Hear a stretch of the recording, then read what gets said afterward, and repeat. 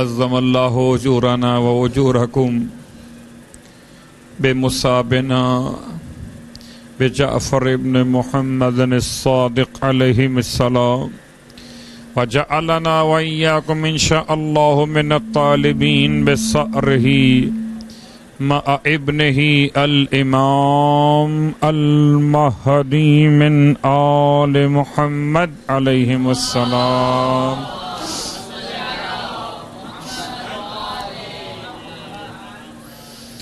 انا للہ و انا الیہ راجعون. شب ماتم ہے، شب گریہ اور بکا ہے، اس کی شہادت کی شب ہے جس نے ہمیشہ انسانیت کی بھلائی کے لیے امور کو انجام دیا، جو مدینہ منورہ میں راتوں کو سونے والوں کے سرہانے روٹیاں تقسیم کیا کرتا تھا. اس کی شہادت کی رات ہے جس کے در سے کوئی سائل کبھی خالی ہاتھ واپس نہ گیا. اس کی شہادت کی رات ہے جس نے ہر بے کس انسان کی فریاد رسی فرمائی. اس کی شہادت کی رات ہے جس نے شیعت کو جینے کا سلیقہ بتا دیا.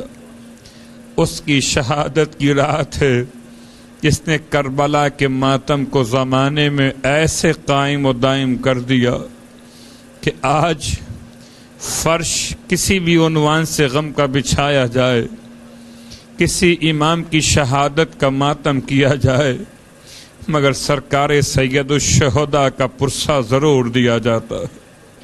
ہم پرسہ و تعزیت پیش کرتے اپنے زمانے کے امام کی بارگاہ میں کہ مولا آپ کو آپ کے جد کا پرسہ احسن اللہ لک العزا فی جد کا الامام الصادق. مولا پرسہ پیش کرتے ہیں جناب شہزادی کونین کی بارگاہ میں امام کی شہادت کا پرسہ، رسول خدا کی بارگاہ میں امام کی شہادت کا پرسہ. یتیم ہو گیا اس موسی کاظم جیسے معصوم امام کی بارگاہ میں اس امام کی شہادت کا پرسہ جسے 65 برس کی عمر میں زہر کی شدت کے ساتھ شہید کیا گیا. اور کتنے دن مزید زندگی گزارتے میرے مولا. 65 برس کی عمر ہو رہی تھی مگر ظالموں نے اس پر بھی اس طرح سے امام کو زہر دیا کہ آج تمام جہان کے تمام صاحبان ایمان اپنے امام کے ماتم کے لیے جمع ہوئے پرسہ پیش کرتے ہیں.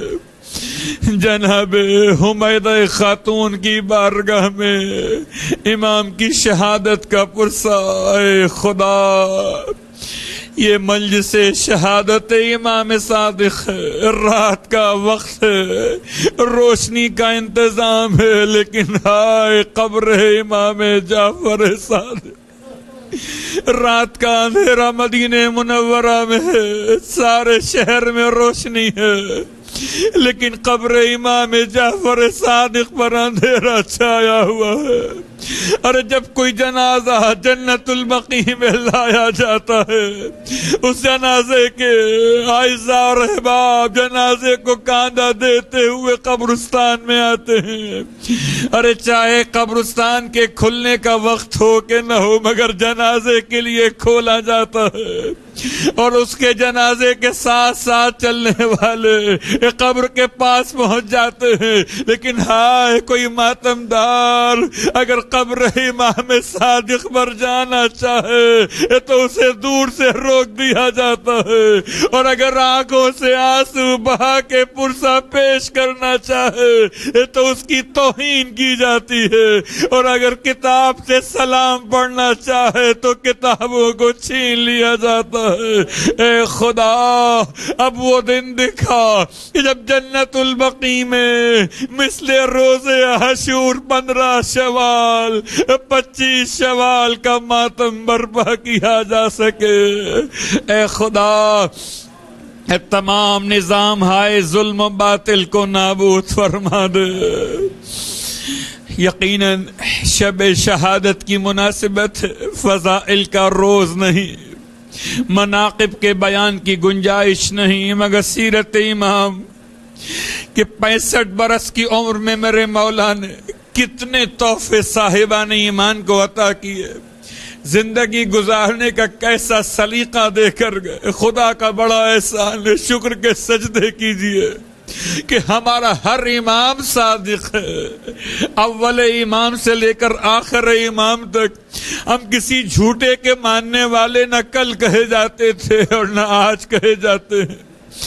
ہم ہمیشہ صاحبان تقوی، صاحبان کردار کے ماننے والے کل بھی کہے جاتے تھے اور آج بھی کہے جاتے ہیں۔ اے خدا، اس شرف کو وقت موت بھی باقی رکھنا، ہمیں ہمارے زمانے کے امام کی معرفت نصیب فرما دینا۔ اے خدا، روز قیامت امام جعفر صادق علیہ السلام کی شفاعت نصیب فرما دینا۔ عزیزان گرامی قدر، کاش کہ مدینہ منورہ ہوتا، ہم اپنے مولا کے در پر حاضر ہوتے، یا وہ زمانہ ہوتا جبکہ مولا کی وصیتیں پوچھی جا رہی تھیں، یا مولا کی وصیت جناب حمیدہ خاتون کی زبان مقدس سے بیان کی جا رہی تھی۔